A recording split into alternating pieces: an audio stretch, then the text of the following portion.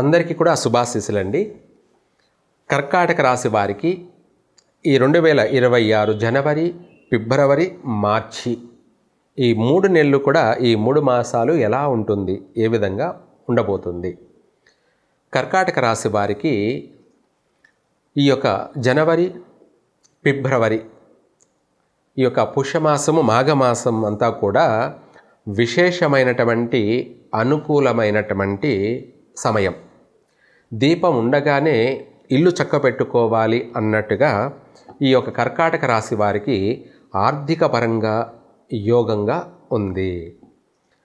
వ్యాపార లావాదేవీలు, అలాగే రియల్ ఎస్టేట్ వ్యాపారస్తులకి ఉన్నత లాభం, అలాగే అనుకోని ఊహించినటువంటి ధన రాబడి, అలాగే విద్యార్థులకి పాస్ అయ్యే అవకాశం కూడా అనుకూలంగానే ఉంది. తదుపరి విదేశాలకు వెళ్ళాలని ప్రయత్నం చేసే వాళ్ళకి చక్కగా అనుకున్న తడవే నెరవేరే అవకాశం కూడా ఉంది. ఈ కర్కాటక రాశి వాళ్ళు ఈ జనవరి, ఫిబ్రవరి 2 మాసాలు కూడా ఏ పని తలపెట్టినా కూడా దిగ్విజయంగా పూర్తి చేయగలుగుతారు. అనుకున్న వెంటనే ఆ పనిని పూర్తిగా నిర్వర్తించగలుగుతారు.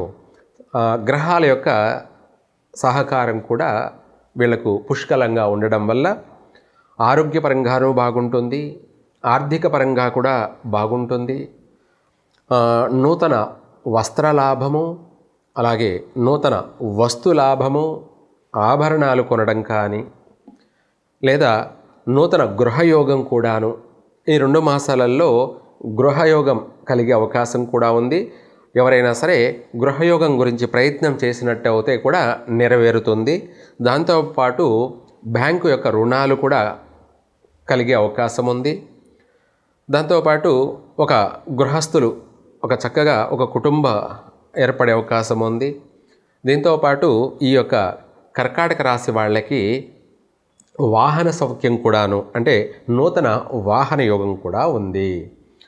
అందమైన సుందరమైనటువంటి గృహయోగము, అలాగే అందమైన వాహనాలు కూడా కొనుగోలు చేసే అవకాశం కూడా ఉంది. దీంతోపాటు ఎవరైనా ఏదైనా ఇల్లు కొనాలన్నా, వాహనం కొనాలన్నా, లేదా ఆభరణాలు కొనాలన్నా ఈ 2 మాసాలలోనే ప్రయత్నం చేయండి. జనవరి, ఫిబ్రవరిలో చేసినా కూడా కలిసే వస్తుంది. విదేశాలకు వెళ్ళాలని ప్రయత్నం చేసేవాళ్ళు కూడా ఈ 2 మాసాల్లోనే ప్రయత్నం చేయండి, చక్కగా నెరవేరుతుంది. వెళ్ళినా కూడా అక్కడ మీరు రాణించగలుగుతారు. అంటే మనము ప్రయాణము చేసే సమయాలు బాగుండాలి. దాన్నే శుభమాసాలు. కాబట్టి ఈ శుభమాసాల్లో మీరు చేసిన ప్రయత్నం చిరకాలం కూడా మీకు కలిసే వస్తుంది.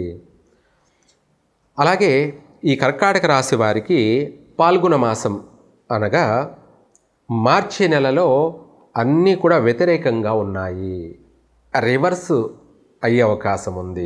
అంటే ఆ నెలలో ప్రారంభం చేసినట్టు అయితే విదేశాలకు వెళ్ళాలని ప్రయత్నం ఈ యొక్క మార్చి నెలలో చేసినట్టు అయితే ఆటంకాలు కలిగే అవకాశం ఉంది. అడుగడుగున అవాంతరాలు ఏర్పడే అవకాశం ఉంది. లేదా కాదు అని వెళ్ళినా కూడా అక్కడ నానా ఇబ్బందులు ఎదుర్కొనే అవకాశం కూడా ఉంది. ఎందుకంటే మనం అశుభ మాసంలో వెళ్తున్నాం కాబట్టి, బాగలేదు కాబట్టి, అదే శుభ సమయమా, లేదా మనం ఇంగ్లీష్లో చెప్తాం గుడ్ టైమా, బ్యాడ్ టైమా అన్నది. అట్లాగా మనకు ఆ మాసం అనేది పాల్గొన మాసం ఈ యొక్క కర్కాటక రాశి వాళ్ళకి అనుకూలంగా లేదు. కాబట్టి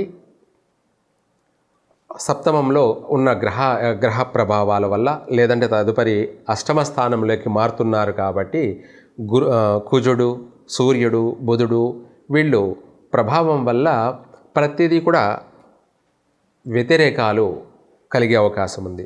కుటుంబ కలహాలు, భార్యాభర్తల మధ్య మనస్పర్ధలు, గర్భవతిగా ఉన్నటువంటి స్త్రీల విషయంలో ఏదన్నా గర్భస్రావం, అబార్షన్ లాంటి సమస్యలు, లేదా ఆపరేషన్లు జరిగేటువంటి సమస్యలు అధికంగా ఉన్నాయి.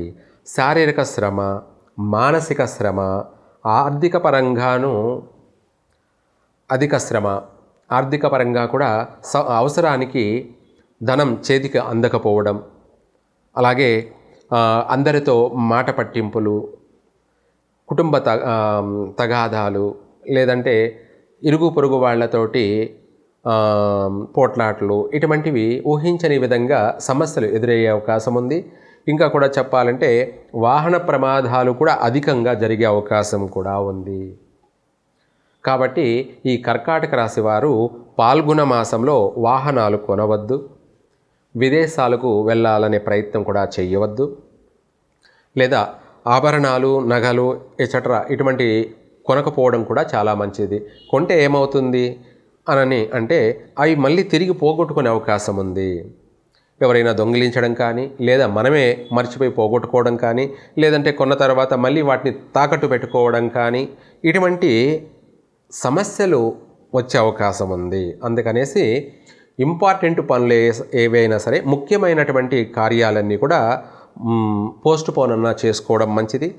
లేదా ఈ యొక్క జనవరి ఫిబ్రవరిలోనే ఏ పనైనా మొదలు పెట్టడం, ప్రారంభం చేయడం కానీ పూర్తి అయ్యే అవకాశం కూడా ఉంది, కలిసి వస్తుంది.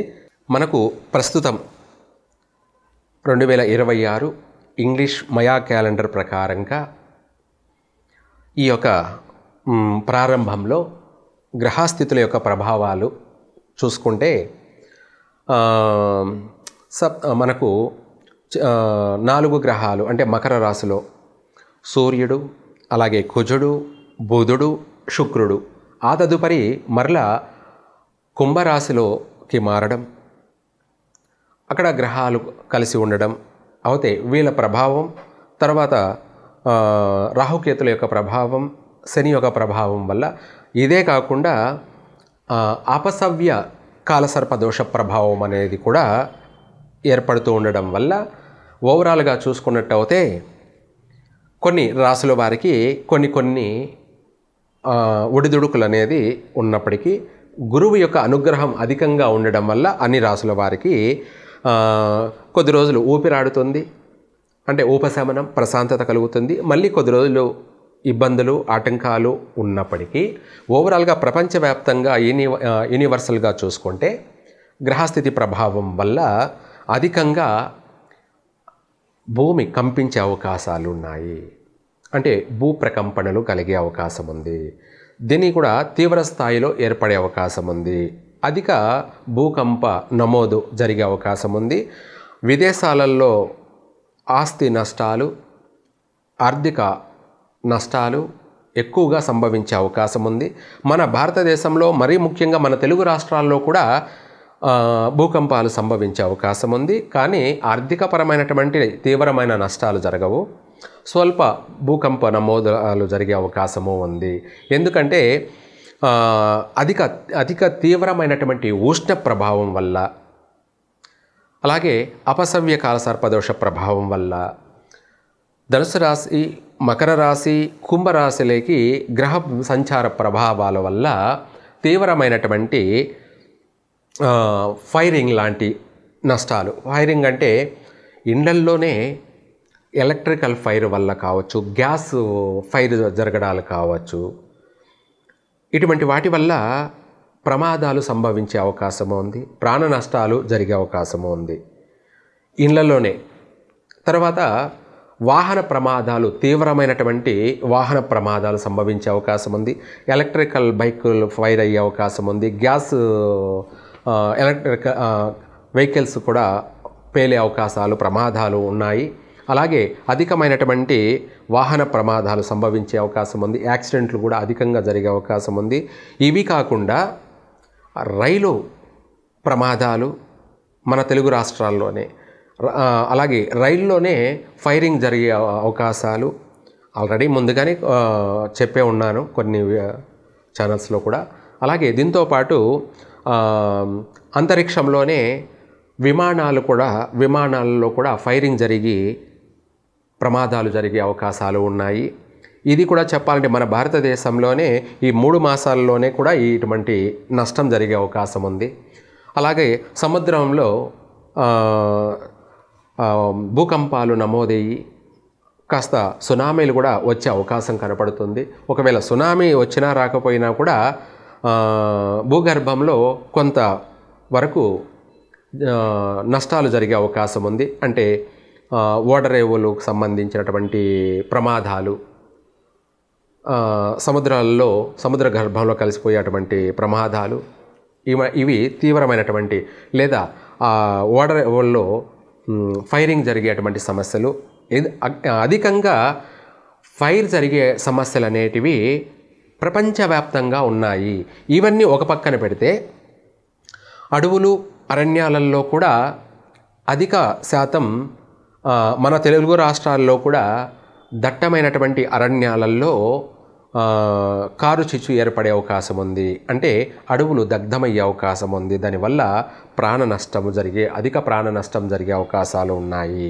అంటే మూగజీవాలు ప్రాణ నష్టాలు జరిగే అవకాశం ఉంది. వృక్షాలకు కూడా అధిక నష్టపోయే అవకాశము ఉంది.